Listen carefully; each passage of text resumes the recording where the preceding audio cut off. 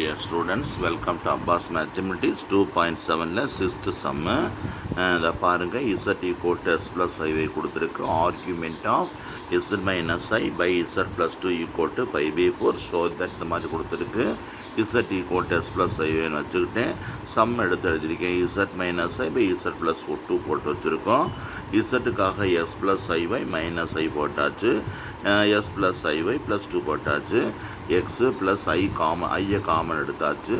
அதாவது real part imaginary பெற்றுக்காக இதை conjugate பண்ணுறோம். இங்கே ப்ளஸ் இருக்குது, மைனஸ் போட்டு ரெண்டு பக்கத்தை மல்டிபிள் பண்ணுறோம். இந்த டினாமினேட்டில் எப்படின்னா இசட் பார் இது ஏ ஸ்கொயர் ப்ளஸ் பி ஸ்கொயர்னு வரும். S plus 2 whole square plus Y ஸ்கொயர்னு கிடச்சிரும். பழையபடி இதை பூரா இங்கே மல்டிபிள் பண்ணணும். இப்படி அப்புறம் இதனால் மல்டிபிள் பண்ணணும்.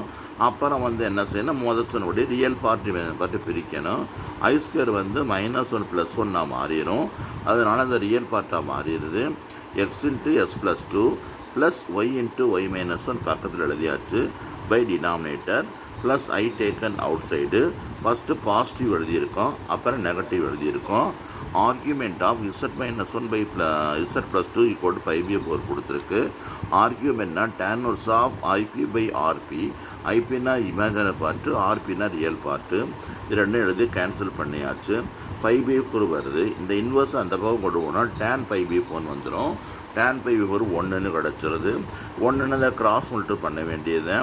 மேலே xy 2y -s -2 -xy டினாமினேட்டில் x² + 2x y² minus cross multiple பண்ணியாச்சு.